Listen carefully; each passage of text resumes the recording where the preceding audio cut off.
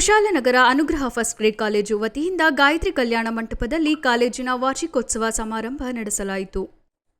ಸಮಾರಂಭದಲ್ಲಿ ಮುಖ್ಯ ಅತಿಥಿಗಳಾಗಿ ಪಾಲ್ಗೊಂಡಿದ್ದ ಶನಿವಾರ ಸಂತೆ ಶ್ರೀ ವಿಘ್ನೇಶ್ವರ ಬಾಲಕಿಯರ ಪಿಯು ಕಾಲೇಜಿನ ಉಪನ್ಯಾಸಕ ಕೆಪಿ ಜಯಕುಮಾರ್ ಮಾತನಾಡಿ, ಎಲ್ಲಾ ವಿದ್ಯಾರ್ಥಿಗಳು ತಾರುಣ್ಯದಲ್ಲಿ ಒಳ್ಳೆಯ ಸಂಸ್ಕಾರಗಳನ್ನು ಬೆಳೆಸಿಕೊಳ್ಳಬೇಕು. ಈ ವಯಸ್ಸಿನಲ್ಲಿ ಎಚ್ಚರವಾಗಿದ್ದು ದುಶ್ಚಟಗಳಿಗೆ ಬಲಿಯಾಗದೆ ಓದಿನ ಕಡೆ ಹೆಚ್ಚು ಗಮನ ಕೊಟ್ಟು ಜೀವನವನ್ನು ಸಾರ್ಥಕ ಮಾಡಿಕೊಳ್ಳಬೇಕು ಎಂದು ಕಿವಿಮಾತು ಹೇಳಿದರು. ತಂದೆ ತಾಯಿಗಳು ನಿಮಗೆ ಆಶೀರ್ವಾದ ಮಾಡುವ ಹಾಗೆ ನನ್ನ ಮಕ್ಕಳ ಭವಿಷ್ಯ ಉಜ್ವಲವಾಗಲಿ ಎಂದು ಕನಸು ಕಾಣುವಂತೆ ಯಾರು ಹಾರೈಸಲಾರರು.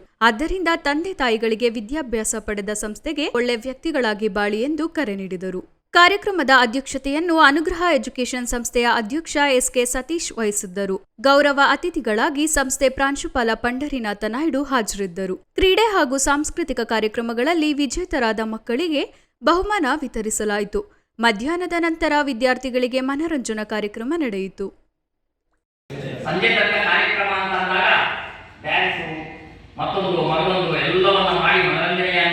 ಪಡ್ಕೋಬೇಕು ಅಂತ ಹೇಳಿ ನೀವೆಲ್ಲರೂ ಕೂಡ ಬಂದಿದ್ದೀರಿ. ಬಹುಶಃ ಇದ್ರ ಸಂಖ್ಯೆ ಮಧ್ಯಾಹ್ನದಲ್ಲಿ ಇನ್ನೂ ಜಾಸ್ತಿ ಆಗುತ್ತೆ.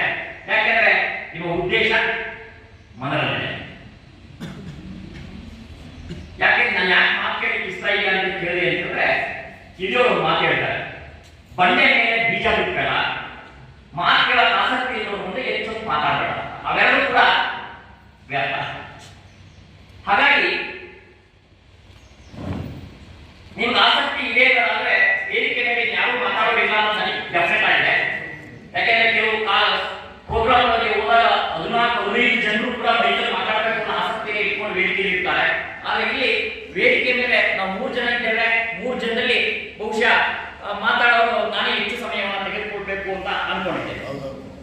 ಅಲ್ಲ, ನಮ್ಮ ಸಮಯ ಪೂರ್ತಿ ನಮಗೆ ಯಾಕೆಂದ್ರೆ ದುಂಡಿರಾಜ್ ಒಂದ್ ಕಡೆ ಹೇಳ್ತಾರೆ, ಮಾತಾಡೋರಿಗೆ ಮೈ ಕೊಡಬಾರ್ದು, ಎಮ್ಮೆನ ಗಚ್ಚೆ ಗಿಂಡಲ್ಲಿ ಬಿಡಬಾರ್ದು, ಈ ಹೆಂಗಸರನ್ನ ಸೀರೆ ಎಣ್ಣೆ ಬಿಡಬಾರ್ದು.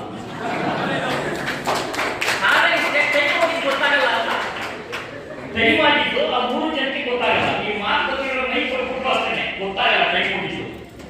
ಹಾಗೆ ಎಮ್ಮೆನ ಗಚ್ಚೆ ಗಿಂಡಲ್ಲಿ ಮನಸ್ಬಿಟ್ರೆ ಅದು ಕೂಡ ಹೇಳಿಕ್ಕೆ ಇಷ್ಟಪಡಲ್ಲ. ನೀವು ಕೂಡ ಅಷ್ಟೇ ಸೀರೆನ ಸೆಲೆಕ್ಟ್ ಮಾಡ್ಲಿಕ್ಕೆ ಅಂಕಿ ಹೊಡೆದು ಹುಡುಗಿದ್ರೆ ಅದು ಬಹುಶಃ ನಮ್ಮ ಸತೀಶ್ ಅವರಿಗೆ ಚೆನ್ನಾಗೇ ಗೊತ್ತಿರುತ್ತೆ. ಮಾಡಿರ್ತಾರೆ.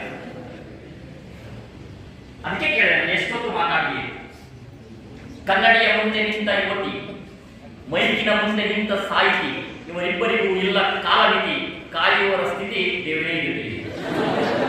ನೀವು ಹೆಣ್ಮಕ್ಳು ವಯಸ್ಸಿಗೆ ಬಂದು ಹೆಣ್ಮಕ್ಳು ಏನಾದ್ರು ಮೇಕಪ್ ಮಾಡ್ಕೊಳ್ಳಿ ಕನ್ನಡಿ ಮುಂದೆ ನಿಂತ್ರೆ ಗೊತ್ತಿರ ಬೇಗ ಯಾವ ಹಾಡು ಕೂಡ ಬರಲ್ಲ. ಅಪ್ಪ ವಾಡೋ ಸಾಯ್ಬೇಕು. ತಡಿಯಪ್ಪ ಬಂದೆ ತಡಿಯೇ ಬಂದೆ ಅಂತೇಳಿ ಗೆಳತಿಯನ್ನ ಬೇರೆಯವ್ರನ್ನ ಕಾಯಿಸ್ತಾ ಇರ್ತೀವಿ. ಕೆಲವು ಮಾತನ್ನ ಬಹಳ ಆಸಕ್ತಿಯಿಂದ ಕೇಳಬಹುದು. ಕೆಲವು ಮಾತನ್ನ ಈ ಬೀಚರ ಶಿಷ್ಯ ಪ್ರಾಣೇಶ್ವರ